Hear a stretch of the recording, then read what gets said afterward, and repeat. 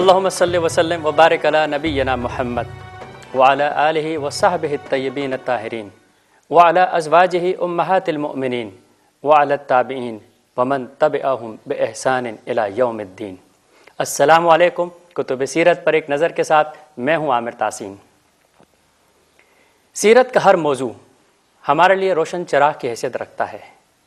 یہ روشن چراغ نہ صرف ہماری زندگی کے ظاہر کو ٹھیک کرتا ہے بلکہ باطن کو بھی روشن کر دیتا ہے، کیونکہ سیرت کا ہر گوشہ ہمارے لیے راہ ہدایت ہے اور اس کی ابتدا سے لے کر انتہا تک اصلاح ہی اصلاح موجود ہے، اور ہر اصلاح کے لیے ضروری ہوتا ہے کہ اس کی تکمیل کے حوالے سے اس کی بنیاد اچھی اور بہتر ہو، اور ہمارے سامنے جو اس وقت بنیاد موجود ہے وہ سرچشمہ ہدایت نور نبوت صلی اللہ علیہ وآلہ وسلم کی وہ کتابیں، وہ تحریریں موجود ہیں۔ ناظرین گرامی، اس وقت میں ہری پور کے علاقے میں موجود ہوں اور ہمارے ساتھ اس وقت تشریف رکھتے ہیں مولانا قاضی عبدالدائم صاحب، جنہوں نے سیرت النبی صلی اللہ علیہ وآلہ وسلم پر سید الورا کے نام سے کتاب تحریر کی ہے۔ یہ کتاب انتہائی تحقیقی اور انتہائی انسائکلوپیڈیا ٹائپ کی کتاب ہے۔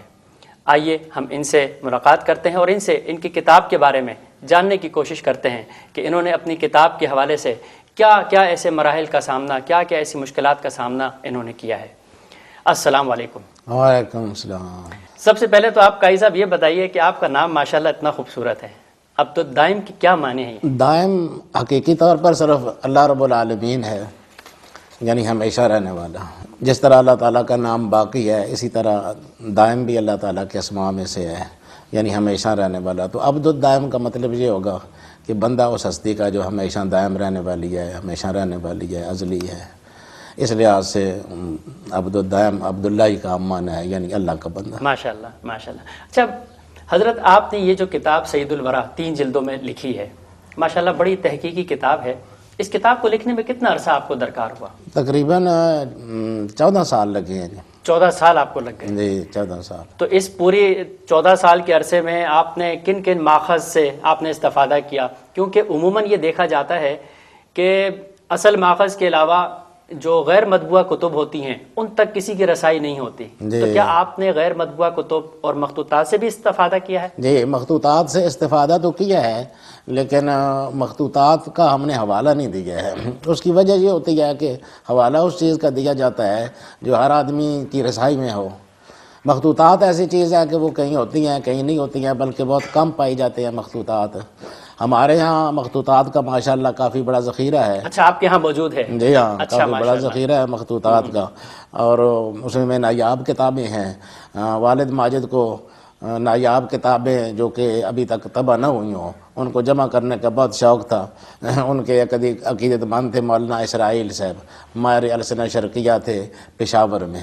انہوں نے ان کے لیے یہ ایک پوری کتاب لکھی تھی، معانی الاخبار، اس زمانے میں دستیاب نہیں تھی۔ تو انہوں نے اپنے اس شیخ مرشد کے لیے انہوں نے لکھا ہے کہ میں اپنے شیخ مرشد کے لیے یہ کام کیا ہے۔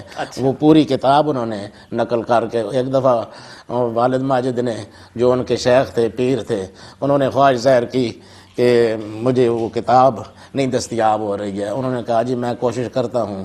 چنانچہ انہوں نے وہ ساری کتاب نقل کر کے اسلامیہ کے کتب خانے سے نقل کر کے تو یہ پوری کتاب پیش کر دی۔ اچھا، جن مخطوطات کا آپ ذکر فرما رہے ہیں اس میں سیرت النبی صلی اللہ علیہ وآلہ وسلم کے موضوعات پر بھی مخطوطات ہیں؟ ہیں، ان کے ساتھ متعلق بھی ہیں۔ تفسیر کے، چونکہ سیرت کا موضوع ایسا ہے کہ اس میں کبھی تفسیر کی ضرورت پڑ جاتی ہے، کبھی اصول کی ضرورت پڑ جاتی ہے، کبھی اصول حدیث کی ضرورت پڑ جاتی ہے، تو وہ متعدد موضوعات پر مشتمل یہاں پر ہمارے پاس ذخیرہ پایا جاتا ہے۔ تو اس سے ہم استفادہ تو کرتے رہے، لیکن حوالہ ان کا ہم نے نہیں دیا، یعنی اپنے طور پر اپنے علم کے اضافے کے لیے اس سے ہم نے استفادہ کیا، لیکن حوالہ اس لیے نہیں دیا کہ وہ ہر آدمی کو دستیاب نہیں ہوتے ہیں۔ آپ نے ماشاءاللہ یہ کتاب لکھی، کتاب کے اس پورے 14 سال کے عرصے میں کہاں آپ کو دقت اور پریشانیوں کا سامنا کرنا پڑا؟ خصوصاً ان مواقع پر جہاں میرے نظریات دوسرے سیرت نگاروں سے مختلف تھے۔ اچھا، تو اس کے بارے میں کچھ وضاحت فرمائیں گے آپ؟ مثال کے طور پر یہ مسئلہ کہ حضور صلی اللہ علیہ وسلم پر جادو کیا گیا تھا، اچھا، میرا نظریہ اس کے ساتھ متفق نہیں تھا، ٹھیک ہے، اور اس سلسلے میں مجھے بہت زیادہ تحقیق کرنی پڑی۔ اس طرح اور بہت سی چیزیں ہیں، حضور صلی اللہ علیہ وسلم کا سایہ تھا یا نہیں تھا، حضور صلی اللہ علیہ وسلم نے کوئی چیز حرام کی تھی اپنے اوپر، لما تحرم ما احل اللہ لک، سورہ تحریم ہے قرآن شریف میں، اس میں آغاز ہی اس پر ہوتا ہے کہ آپ کیوں حرام کرتے ہیں وہ چیز جو اللہ نے آپ کے لیے حلال کی ہے۔ عام طور پر اس کی تفسیروں میں یہ بتایا جاتا ہے کہ حضور صلی اللہ علیہ وسلم نے اپنے آپ پر شہد حرام کر لیا تھا، لیکن میری تحقیق کے مطابق یہ بات صحیح نہیں تھی۔ اس طرح اور بھی بہت سے اس کے علاوہ اور کیا خصوصیات اور انفرادیت ہے اس کتاب کی؟ ایک تو یہ کہ ہم نے کوشش یہ کی ہے کہ تسلسل قائم رہے، اچھا، یعنی اس میں ایسا تسلسل قائم رہے کہ جو شخص اس کو شروع کرے، آغاز کرے، تو وہ پھر اس کو ختم کیے بغیر اس کو چین نہ آئے، اور الحمدللہ یہ چیز حاصل ہوئی ہے۔ اور یہ کیا اس لیے ہم نے تاکہ ایک عام آدمی کے ذہن میں سیرت کا ایک خاکہ سا بن جائے، بالکل بالکل، اس لیے اپنی دلچسپی کی بنا پر وہ اس کو پڑھتا جائے، اور اس وجہ سے حضور صلی اللہ علیہ وسلم کی سیرت کے ساتھ اس کی وابستگی کسی نہ کسی شکل میں ہو جائے۔ تو اس حوالے سے لکھی تھی۔ علاوہ ازیں اس میں ہم نے یہ ایک نئی بات کی ہے جو پہلے کبھی نہیں کی گئی ہے، کہ ہم نے حضور صلی اللہ علیہ وسلم کے صحابہ کرام کا تذکرہ کیا ہے۔ اچھا، کیونکہ ہمارے نزدیک صحابہ کرام کی سیرت حضور صلی اللہ علیہ وسلم ہی کی سیرت کا ایک حصہ ہے۔ بالکل، کیونکہ اصل بات تو یہ ہے کہ وہ جو شخصیت اتنی باکمال ہے، اس نے جو لوگ تیار کیے، جو مردان کار آگے اس نے پیش کیے دنیا کے سامنے، وہ کیسے لوگ تھے۔ بالکل، تو اس لیے لہٰذا ہم نے یہ کیا کہ متن میں جس صحابی کا ذکر آتا ہے جی جی، اسی کا ہم نے نیچے فٹ نوٹ میں تقریباً اس کا ایک بار ڈیٹا یا اس کی زندگی کا ایک خاکہ سا ہم نے دے دیا۔ یہ تو واقعی بڑی انفرادیت اور خصوصیت ہے کہ سیرت کی بے شمار کتابوں میں یہ چیز دیکھنے میں نہیں آتی ہاں جی، کہ جہاں کہیں کسی صحابہ کا ذکر آ جائے وہاں پہ ان کے بھی پورے حالات زندگی یا ان کا بھی مختصر ایک جامع انداز میں جائے۔ بہت خوب، بہت اچھی بات ہے یہ۔ ناظرین، سیرت کے موضوع پر یہ گفتگو کا سلسلہ ہمارا جاری رہے گا، اور ہم مزید آگے انسائکلوپیڈیا کے حوالے سے حضرت سے کچھ جاننے کی کوشش کریں گے، لیکن یہاں پر لیتے ہیں ایک چھوٹا سا وقفہ۔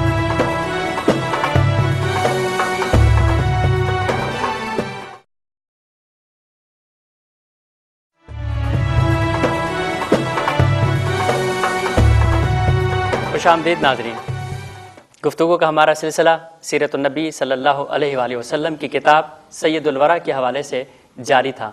آئیے ہم یہ جاننے کی کوشش کرتے ہیں اور ان سے یہ معلوم کرتے ہیں کہ مزید سیرت کے حوالے سے اور کیا خصوصیات آپ نے اپنی کتاب میں تحریر فرمائی ہیں۔ حضرت صاحب، آپ کی کتاب ماشاءاللہ سے ایک حوالہ جاتی کتاب ہے، کیا اس کو سیرت کا انسائکلوپیڈیا بھی کہا جا سکتا ہے؟ کسی حد تک جہاں تک تعلق حوالہ جات کا ہے اس لحاظ سے تو اس کو انسائکلوپیڈیا آپ کہہ سکتے ہیں، کیونکہ ہم نے ایک ہی چیز کے لیے بہت سے حوالہ جات درج کیے ہیں تاکہ کسی شخص کو جو تحقیق کرنا چاہے اس کو اگر ایک کتاب دستیاب نہیں ہے تو دوسری دیکھ لے، اگر بخاری شریف دستیاب نہیں ہے تو مسلم شریف دیکھ لے، اگر ترمذی دستیاب نہیں ہے تو کوئی دوسری کتاب دیکھ لے۔ سیرت کی کتابوں میں بھی ہم نے یہ اہتمام کیا ہے کہ ایک کو اگر طبری دستیاب نہیں ہے تو ابن ہشام دیکھ لے، کوئی دوسری دیکھ لے، البدایہ والنہایہ دیکھ لے۔ تو اس لیے ہم ہر ایک چیز کے لیے 3-4 حوالے دے دیتے ہیں ماشاءاللہ، تاکہ ایک تو بات مستند زیادہ ہو جاتی ہے اس حوالے سے کہ بھئی یہ کسی ایک کی بات نہیں ہے بلکہ متعدد مورخین نے اور سیرت نگاروں نے یہ بات لکھی ہے، یہ بات لکھی ہے، بالکل اس طرح سے استنادی حیثیت بڑھ جاتی ہے۔ اور دوسرا یہ کہ جو قارئین ہیں، جو تحقیق کرنا چاہتے ہیں، صاحب علم لوگ، ان کو یہ تردد نہیں کرنا پڑتا ہے کہ اسی ایک کتاب کی تلاش میں سرگرداں رہیں، بلکہ جو کتاب بھی دستیاب ہوئی اس سے دیکھ لیں، اس سے استفادہ فوراً کر لیا۔ اس پورے سفر میں 14 سال کے عرصے تک آپ جو یہ کام کرتے رہے، اس میں کوئی آپ کا معاون رہا مشاورت کے حوالے سے، تحقیق کے حوالے سے؟ جی نہیں، یہ انفرادی کاوش ہے میری۔ تو کوئی ایسا واقعہ آپ کے ذہن میں آتا ہے کہ کہیں آپ کو مشکل درپیش آئی ہو؟ جن دنوں میں یہ لکھتا تھا ان دنوں ہم ایک رسالہ بھی نکالتے تھے جامع عرفان کے نام سے۔ اچھا، وہ اسی لیے نکالا تھا، سیرت ہی کے موضوع پہ، سیرت ہی کے موضوع پر، یہ سیرت اس میں آیا کرتی تھی۔ تو کبھی اس طرح ہوتا تھا کہ پورا مہینہ گزرنے والا ہو جاتا تھا اور مجھ پر وہ کیفیت طاری نہیں ہوتی تھی جو کیفیت لکھنے کی ہوتی ہے مجھ پر، اور جب وہ کیفیت طاری ہو جائے مجھ پر تو پھر میرے لیے آرام کرنا یا کچھ کرنا یا تھکنا یہ کوئی مسئلہ نہیں ہے میرے لیے۔ پھر اس وقت نہ مجھ پر تھکاوٹ طاری ہوتی ہے، نہ مجھے نیند آتی ہے، پوری رات میں کرتا رہتا ہوں، صبح کی اذانیں ہو جاتی ہیں جب آ جائے مجھ پر وہ کیفیت۔ بالکل ٹھیک ہے حضرت صاحب، ایک چیز جو بہت زیادہ اس وقت ضرورت ہے ہمارے پورے معاشرے کے لیے، سیرت النبی صلی اللہ علیہ وآلہ وسلم کے حوالے سے ظاہر ہے کہ آپ کی بڑی گہری نظر ہے اس پر، کیا آپ پیغام دینا چاہتے ہیں؟ کوئی پیغام دینا چاہیں گے اپنی اس پوری قوم کے لیے؟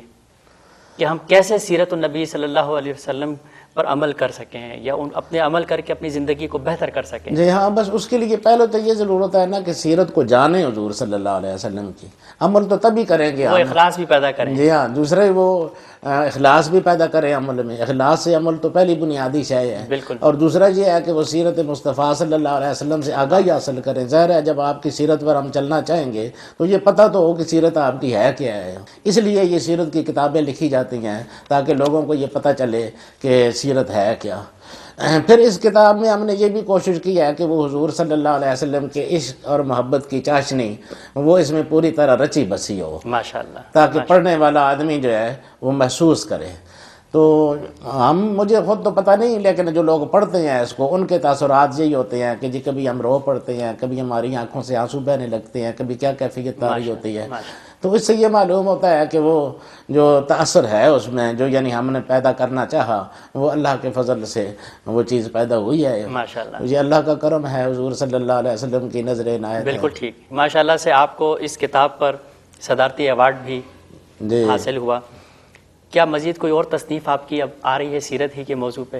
جی سیرت کے موضوع پر تو نہیں جی، اس پر تو میں نے یعنی جتنا کام ضروری سمجھتا تھا وہ اس شکل میں کر دیا ہے میں نے. صحیح. البتہ اور دیگر موضوعات پر میری دیگر موضوعات پر آپ کی آتی رہیں گی. ٹھیک ہے جی. آپ کا بہت بہت شکریہ قاضی صاحب، آپ نے اپنا بہت ہی قیمتی وقت ہمیں عنایت کیا. ہم اس کے لیے آپ کے بہت مشکور ہیں. اللہ آپ کو جزائے خیر دے جی، تشریف لایا آپ.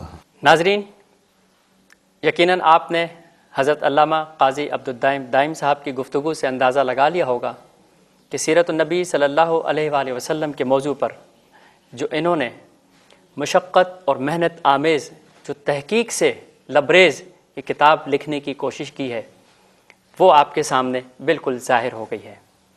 کتاب کا انداز محققانہ اور جداگانہ تو ہے ہی، مگر ساتھ ہی عالمانہ، عاشقانہ اور والہانہ بھی ہے. محترم قاضی عبدالدائم صاحب نے جس عشق اور محبت کے ساتھ یہ کتاب انتہائی بے پناہ تحقیق سے لکھنے کی کوشش کی ہے، یہ ایک بہترین شاہکار ہے. یقیناً جذبہ عشق رسول اللہ صلی اللہ علیہ وآلہ وسلم سے سرشار یہ ایک بہترین مثال ہے جو ہم سب کے لیے رہنمائی کا باعث ہے. ہمیں ایسی تحریروں سے سیکھنے کی ضرورت ہے کیونکہ اسی میں ہماری بقا ہے اور اسی میں ہماری بخشش ہے. اس کے ساتھ ہی عامر تحسین کو اجازت دیجیے. فی امان اللہ.